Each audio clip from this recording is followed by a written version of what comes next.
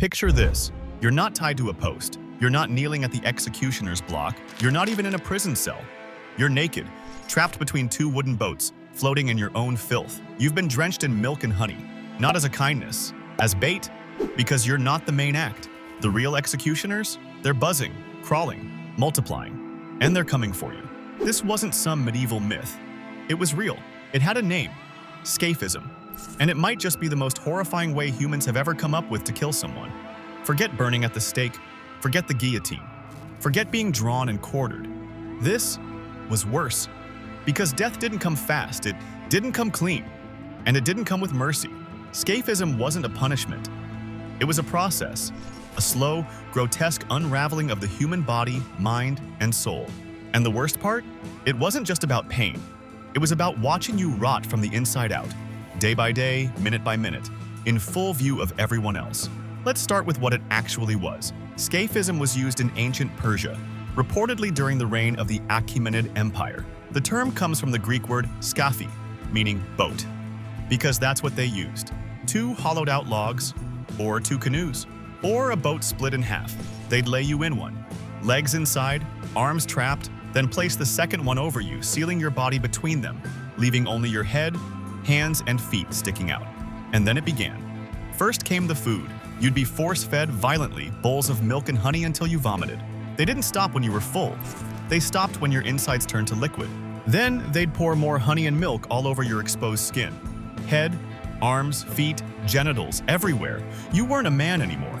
You were a trap. A living pile of sugar and meat. Then they'd drag the boat into a stagnant pond, a swamp, a marsh, someplace warm, wet, alive. And then they'd leave. You didn't die quickly. That was the point. You floated there, covered in rot. Insects came first. Flies, ants, wasps. They bit, crawled, laid eggs. Then came the maggots, the worms, the rot. But that was just the outside. Inside, your own body was turning on you. The milk and honey mixture caused severe diarrhea. But you were trapped in your own waste. You sat in it, breathed it, lived in it. And over time, you stopped being a man. You became a corpse that hadn't died yet. The wounds from insect bites festered. The flesh softened. Ulcers opened. Infections spread. Organs shut down.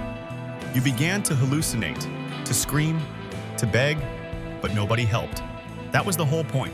The Persians didn't invent this to punish just anyone.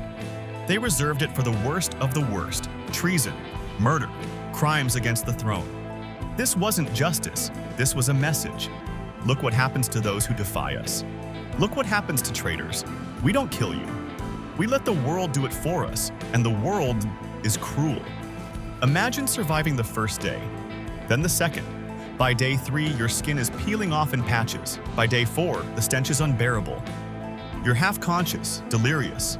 You're being digested by bugs, by heat, by your own rotting intestines. By day 5, you're screaming for death, and no one is listening. Some reports claim victims survived up to 2 weeks. 2 weeks of slow decomposition. 2 weeks of feeling every bite, every burrow, every twitch beneath your skin. And the most terrifying thing? Your heart keeps beating. Your brain keeps working, right up until the very end. This wasn't just death. It was exile from the human condition. You weren't a person anymore. You were an ecosystem. Now, some will say, yeah, but ancient executions were all brutal, and they'd be right. We've got some nightmares from history. There's impalement, used by the Assyrians and famously by Vlad the Impaler. That meant slowly sliding down a sharpened pole, sometimes for hours, sometimes for days. There's the breaking wheel. Strap a man to a giant wooden wheel and beat him until his limbs wrapped around the spokes like wet rope. There's flaying, peeling the skin off someone inch by inch while they screamed. Sawing a man in half from the groin down. Burning alive. Crushing. Beheading. History is full of suffering. But Scaphism is different, because it's not one moment of pain. It's not one final act. It's a slow-motion collapse. And it makes you think, why would anyone invent this? What kind of society builds a system designed not just to kill, but to deconstruct a human being over time? You can call it barbaric, but that word doesn't do it justice. This wasn't about violence. It was about domination, not just of the body, of the soul, of the memory. Because when someone dies in public painfully, horribly, it sticks. People don't forget it. They tell their children. They tell their neighbors. They don't rebel. and that was the point. Scaphism was psychological warfare, and in a time without the internet, without news, without mass communication, this was how power was broadcast. You dragged a man into the swamp and made him a living warning sign. And it worked. The Greeks were horrified. The Romans were shocked. Even among ancient civilizations who weren't exactly squeamish, Scaphism was seen as excessive, as monstrous, as unholy. It told the world Persia was not to be trifled with. Now here's the twist. We don't even know how often it was used. We only have a few scattered records, mentions in Greek and Roman texts, whispers in ancient manuscripts. No bones, no bodies, no physical proof. But the idea survives, and maybe that's worse, because the legend of Scaphism is more terrifying than any confirmed execution. It's not just about history, it's about what humans are capable of when they decide pain isn't enough, when they want to make you vanish slowly, piece by piece, with no dignity left. And that idea that we can create such cruelty should keep us up at night. Because the world today isn't so far removed, we like to think we're better, more civilized, more humane, but every now and then, history pulls back the curtain and reminds us we're not as evolved as we pretend to be. We're still capable of horror, still capable of dehumanizing, still capable of watching someone suffer and calling it justice.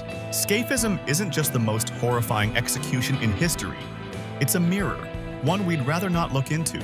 Because when we do, we don't just see ancient Persia, we see ourselves.